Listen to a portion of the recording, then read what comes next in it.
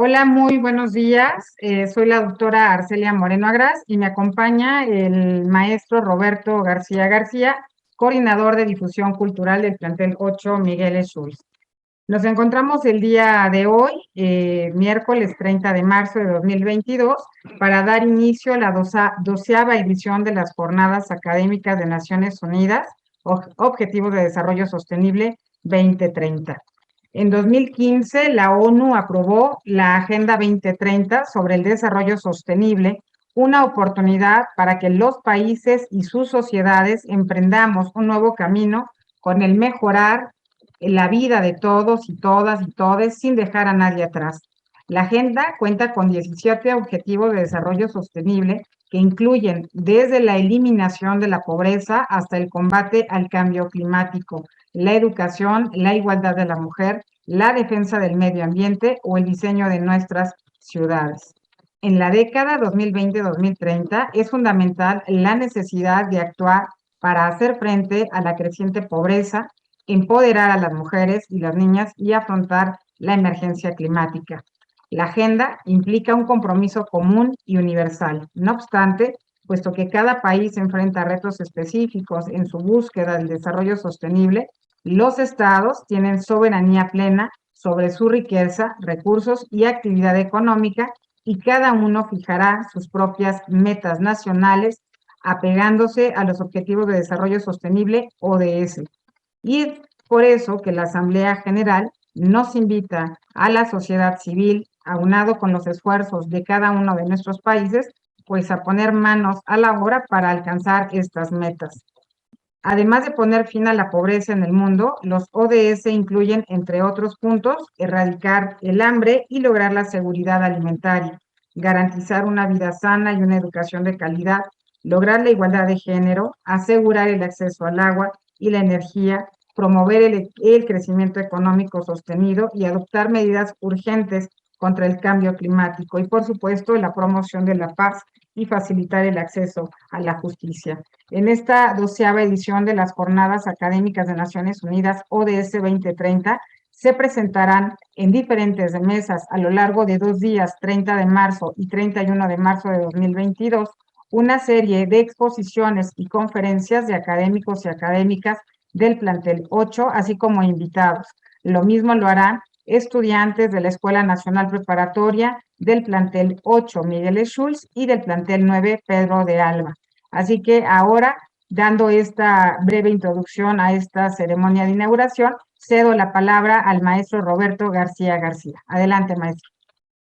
Gracias, doctora Arcelia. Muchas gracias por la invitación. Por supuesto, bienvenidas todas, todos y todes a estas jornadas académicas de Naciones Unidas. Y en este punto, bueno, me voy a dar la libertad de leer los 17 objetivos que tenemos de desarrollo sostenible, y tal y como lo indica la doctora, pues con objetivos para cada una de las naciones. Número 1, fin de la pobreza, primer objetivo. Número 2, hambre cero. Número 3, salud y bienestar. El objetivo número 4, educación de calidad. Número 5, igualdad de género. Número 6, agua limpia y saneamiento.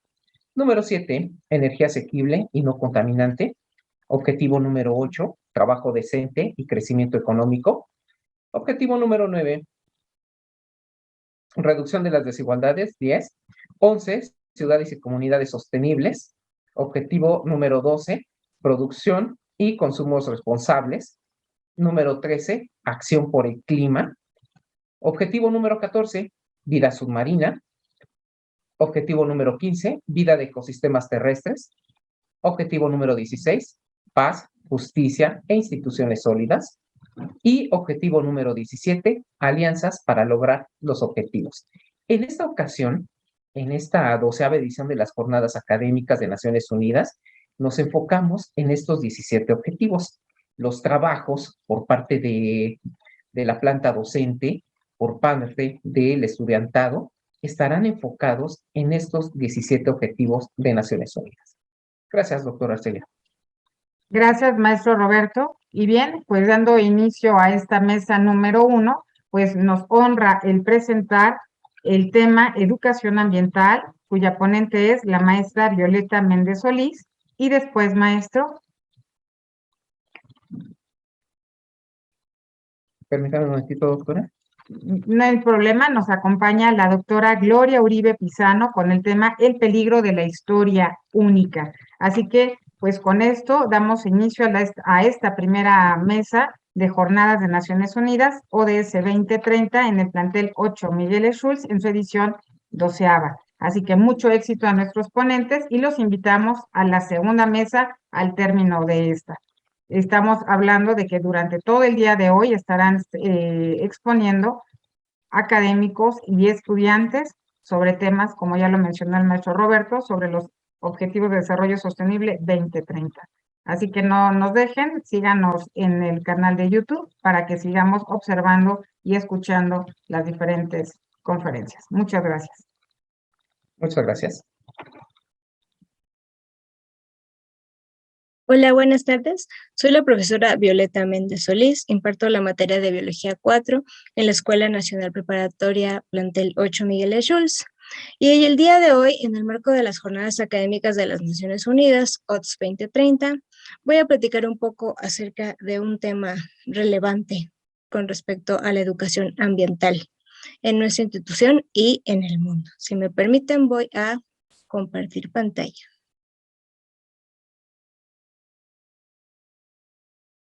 Muy bien.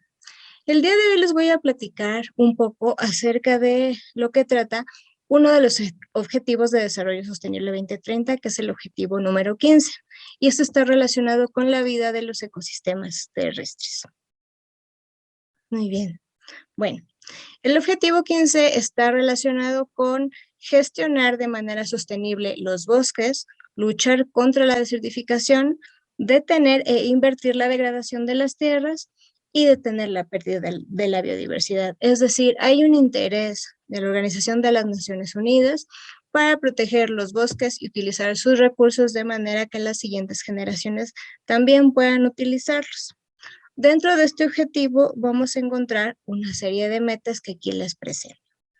Principalmente están relacionadas con la conservación y uso sostenible de los ecosistemas terrestres, la lucha contra la desertificación, promover la puesta en práctica de la gestión sostenible de todos los tipos de bosques, asegurar la conservación de los ecosistemas montañosos y adoptar medidas urgentes para reducir la degradación de los hábitats naturales.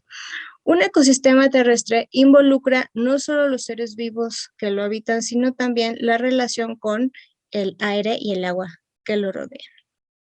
Y estos también son recursos que se busca que se cuiden y se mantengan.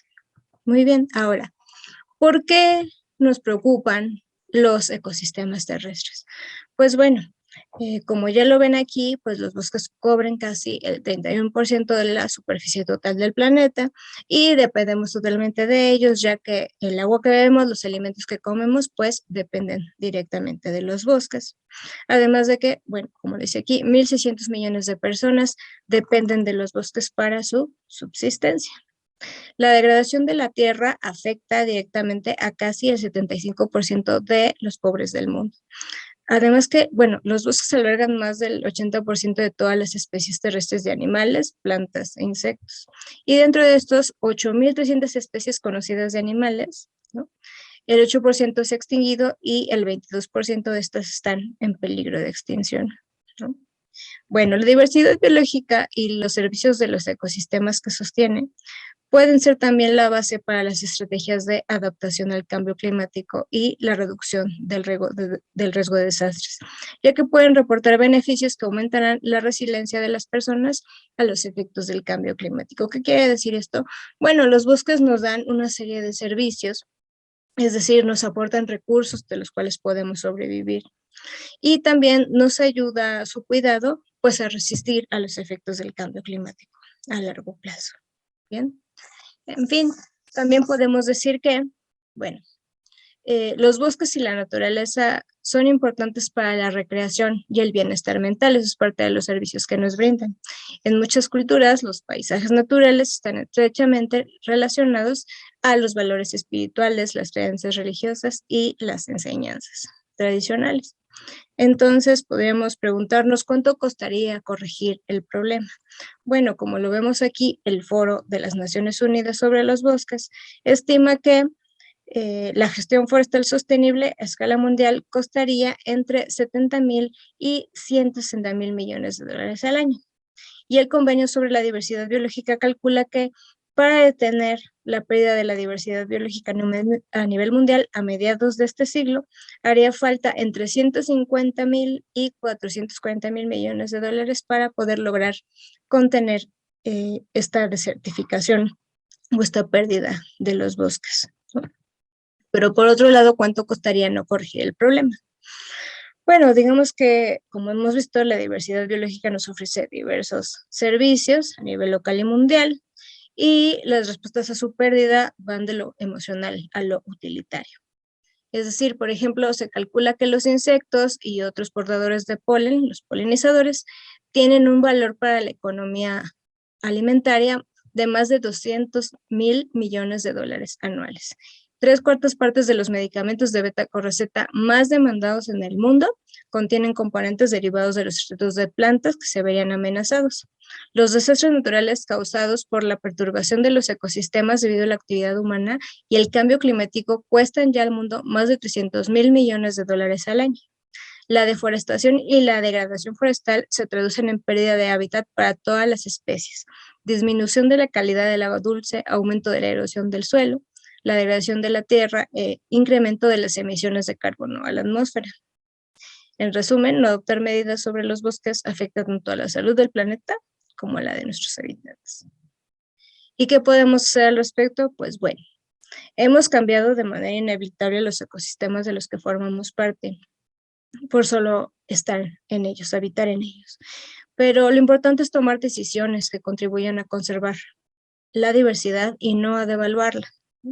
Entre algunas cosas que podemos ayudar a hacer están el reciclaje, comer alimentos producidos a nivel local y de manera sostenible, y consumir solamente lo que necesitamos. También es importante limitar el uso de la energía mediante sistemas eficientes de calefacción y refrigeración.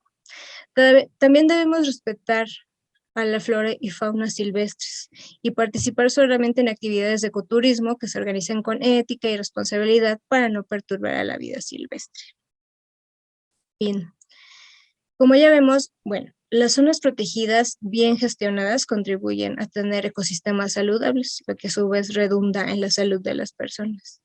Entonces, es fundamental garantizar la participación de las comunidades locales en el desarrollo y la gestión de estas zonas protegidas. Es importantísimo tomar decisiones en conjunto con las comunidades para poder mantener este desarrollo sostenible de los recursos. Estas son mis referencias. Muchísimas gracias por su atención.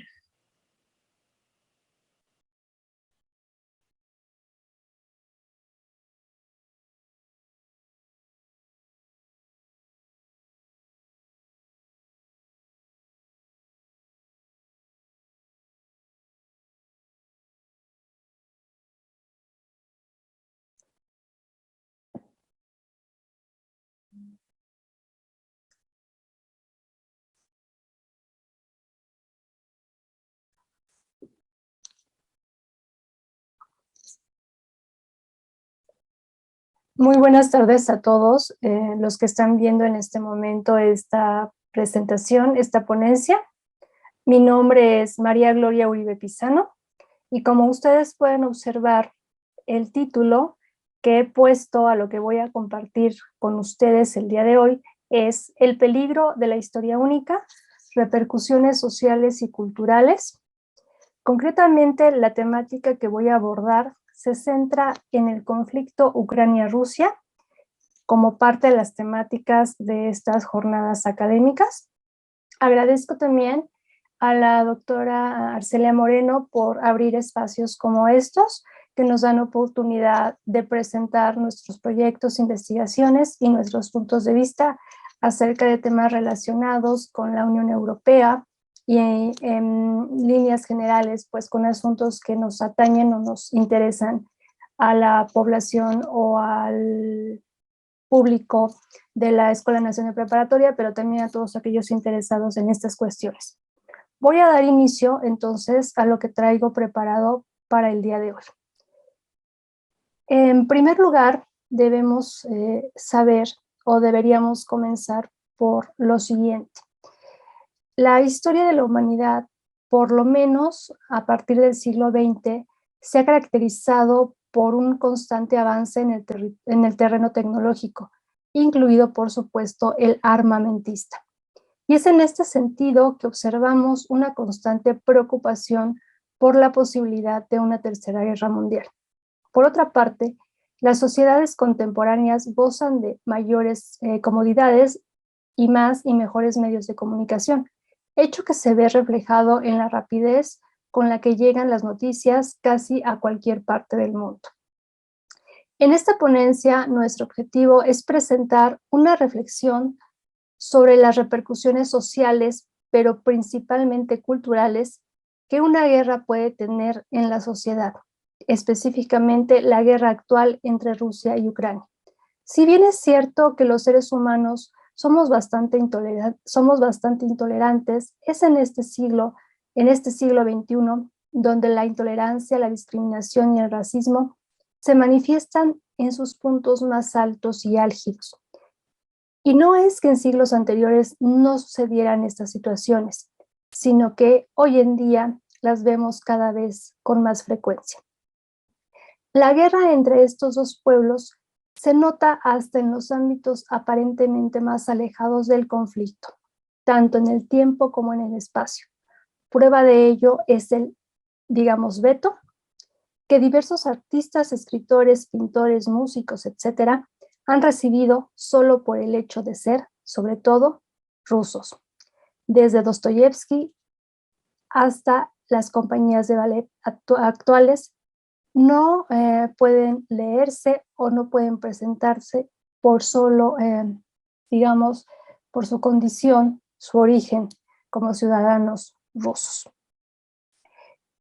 En esta ocasión voy a presentarles algunas reflexiones. El propósito de la ponencia sí es hablar obviamente acerca de las repercusiones que en el terreno, les repito, sobre todo social y específicamente cultural, ha tenido o tiene este conflicto, pero relacionándolo con los diversos puntos de vista o con los escritores que forman parte ya de la historia también de estos dos pueblos o de estas dos naciones. Le he puesto a esta conferencia o esta ponencia el peligro de la historia única, repercusiones sociales y culturales. La primera parte la tomo del título de una ponencia, de una conferencia que luego se convirtió en un ensayo de esta escritora que ustedes ven aquí, esta escritora nigeriana, Chimamanda Ngozi Adichie. Ella, más o menos, ahí por el año 2009, dio una conferencia en una de las universidades más prestigiosas de Estados Unidos, a la cual tituló así: El peligro de la historia única. Ella comienza su ensayo con estas palabras: soy narradora y me gustaría narraros algunas anécdotas personales acerca de lo que me gusta llamar el peligro de la historia única. Crecí en un campus universitario del este de Nigeria. Mi madre dice que aprendí a leer con 2 años, aunque creo más probable que fuera 4. En cualquier caso, fui una lectora precoz y lo que leía eran libros infantiles británicos y estadounidenses. Desde aquí ella parte de una serie de anécdotas para presentarnos su idea o su hipótesis acerca de qué es eso de la historia única y por qué es un peligro. En este ensayo, ella también añade una serie, como ya he dicho, de anécdotas donde nos va contando, donde nos va narrando cómo a partir de la concepción que a veces los seres humanos tenemos de una sola historia o de una sola visión sobre un hecho, nos vamos formando una realidad o una visión parcial de las cosas. Cuando cumplí 8 años, dice ella en otra parte del ensayo, un chico nuevo llegó a mi casa. Se llamaba Fide. Lo único que mi madre nos contó de él fue que su familia era muy pobre. Mi madre solía decirme: acábate la comida. ¿Es que no sabes que hay gente como la familia de Fide que no tiene nada? Así que yo sentía muchísima pena por la familia de Fide. Es decir, ella se va creando una idea acerca de cómo vive este chico. Fuimos de visita a su pueblo, cuenta ella después, y su madre nos enseñó una preciosa cesta de rafia estampada. Me quedé impresionada. No se me había ocurrido que alguien de su familia supiera hacer algo. Imaginen hasta dónde llegan estas ideas preconcebidas que a veces podemos formarnos. Lo único que oía de ellos era lo pobres que eran, de modo que me resultaba imposible verlos como algo más que pobres. Su pobreza era mi relato único sobre ellos.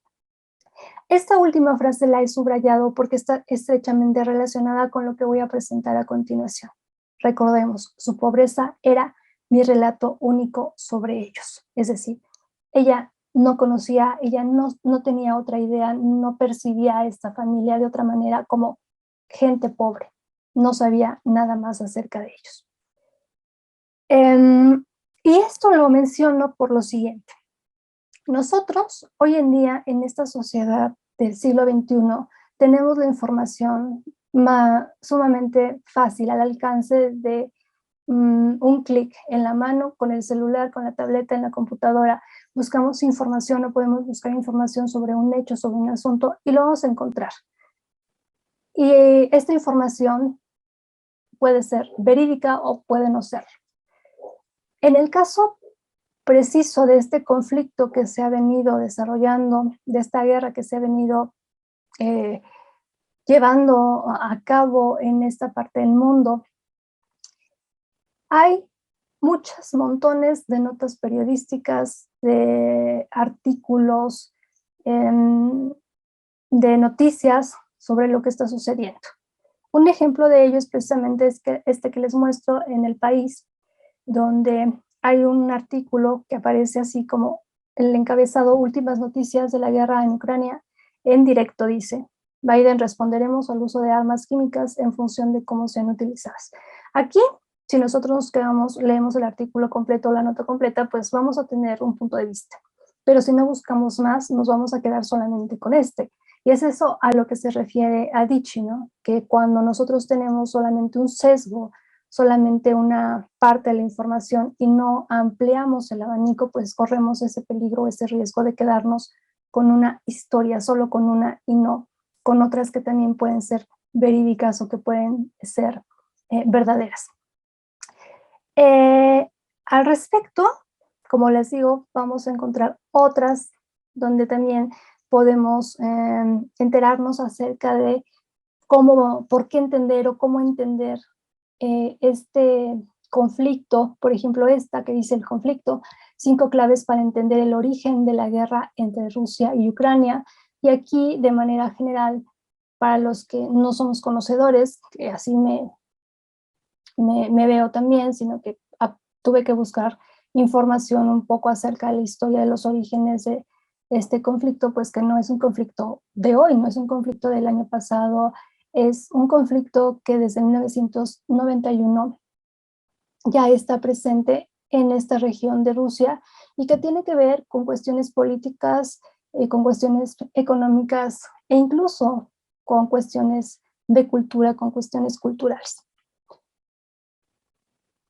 Por otro lado, ya centrándonos en la parte que nos atañe en esta presentación, en esta ponencia, acerca de los escritores, acerca de los artistas, específicamente, como les digo, de los escritores, deberíamos partir, antes de tomar una posición a favor o en contra, de buscar qué sucede o qué sucedía entre o con los escritores en estos dos países o en estas dos naciones.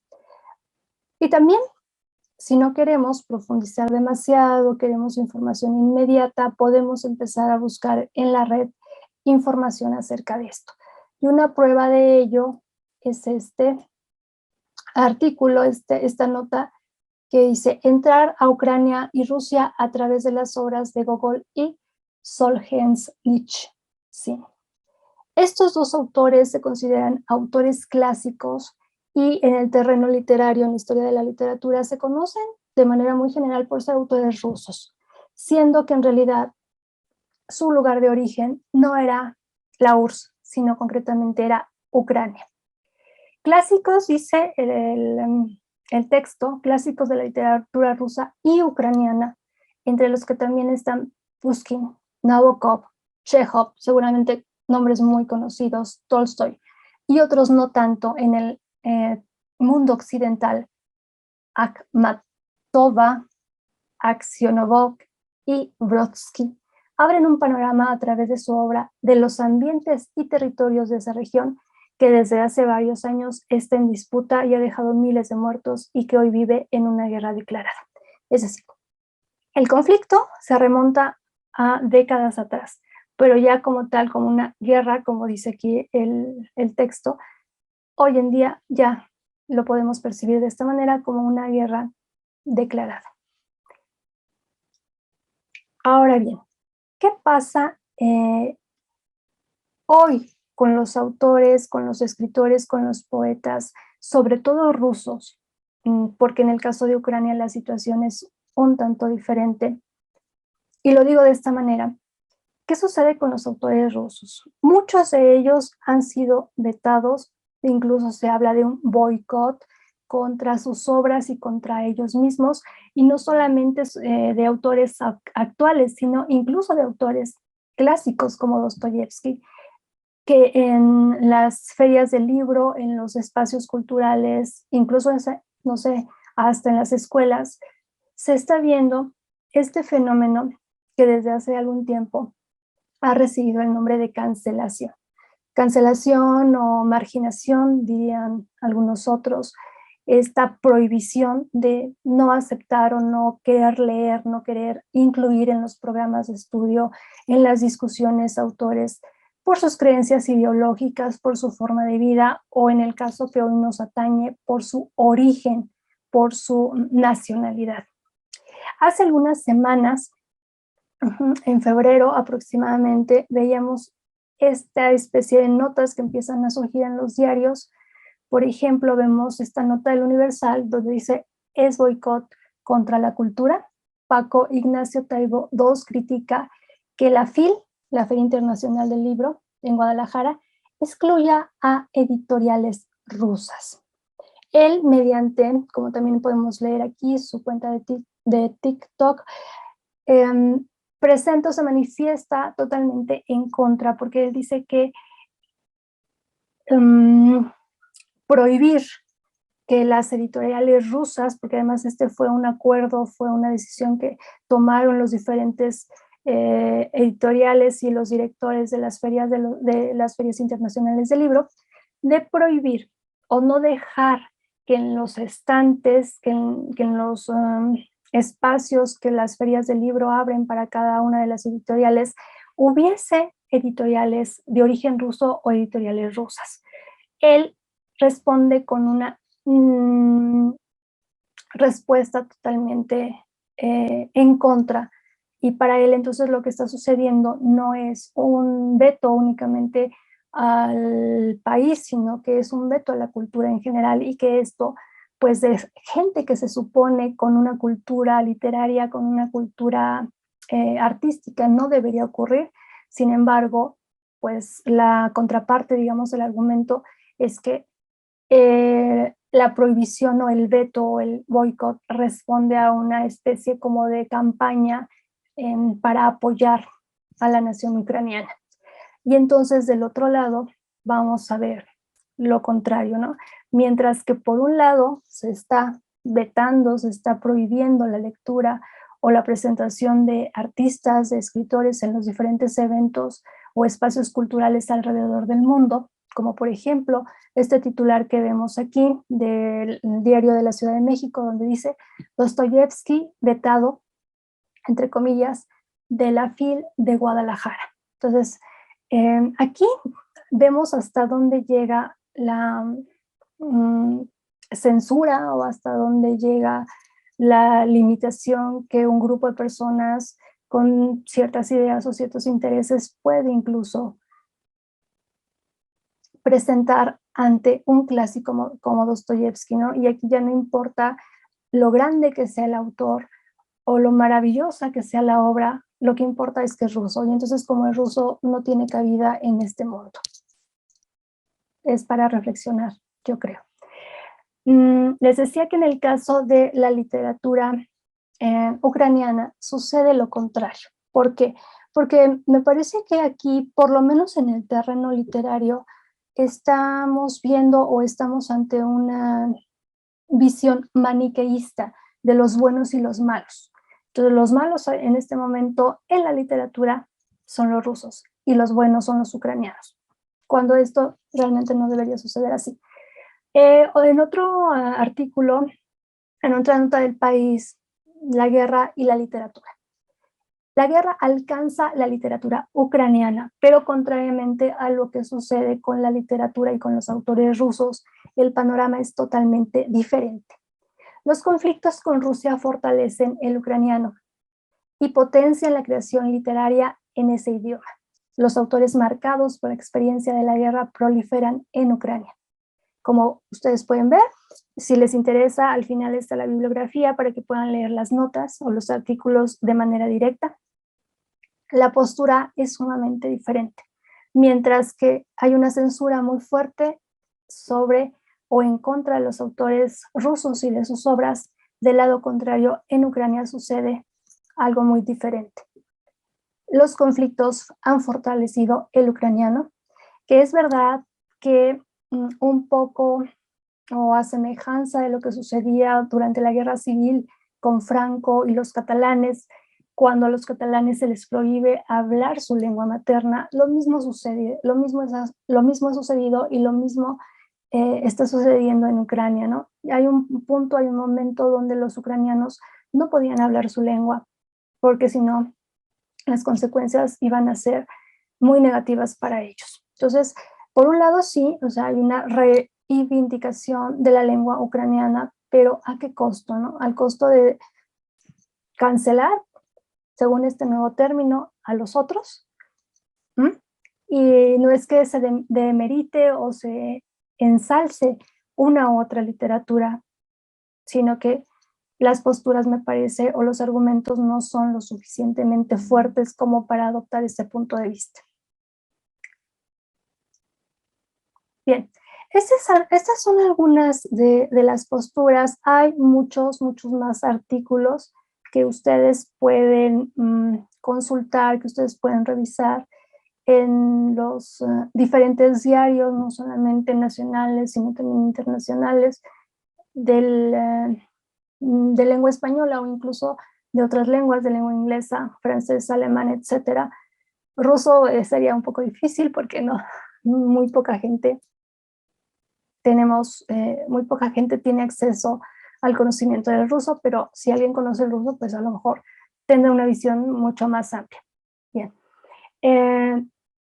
Muchos autores, les decía yo, no actuales, sino incluso autores ya de hace varios siglos, o incluso de autores del siglo pasado, están planteando la necesidad de la independencia. En Rusia hay varios autores que así lo presentaron.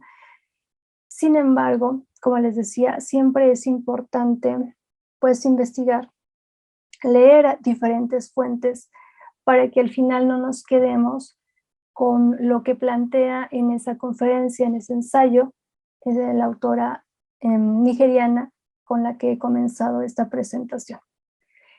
Hay muchísimas más cosas que se pueden decir, pero en espacios como este, pues uno se tiene que suscribir o tiene que limitarse al tiempo destinado para ello.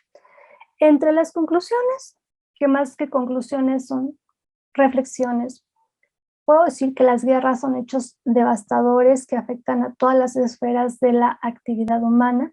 Nada escapa a ellas, ¿no? Como decía Mikhail Bakhtin, también ruso, uno de los grandes filólogos, lingüistas y filósofos del siglo pasado y de este siglo.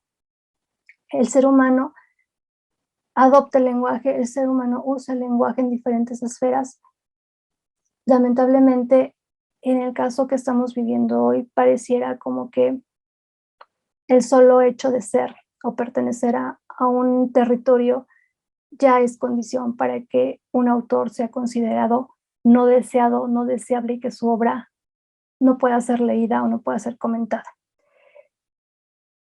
Otra de las reflexiones es que hoy en día la rapidez con que nos llega la información nos permite tomar una postura. Sin embargo, esta no siempre resulta la más objetiva, pues a veces tomamos partido por uno o por otro bando, solo, repito, por la historia única que se nos cuenta. Y finalmente, una reflexión con la que quiero terminar esta participación, esta intervención, es que la historia la cuentan los ganadores, no los vencidos. Pero en nosotros está buscar más historias para, a fin de cuentas, para que al final podamos contarnos una historia más justa o por lo menos una historia más cercana a la realidad. Y de esta manera, en el caso, insisto, en el ámbito literario, seamos capaces de desprender al autor de su obra o no juzgar a un autor por su ideología, por su postura, sin antes valorar la obra como tal.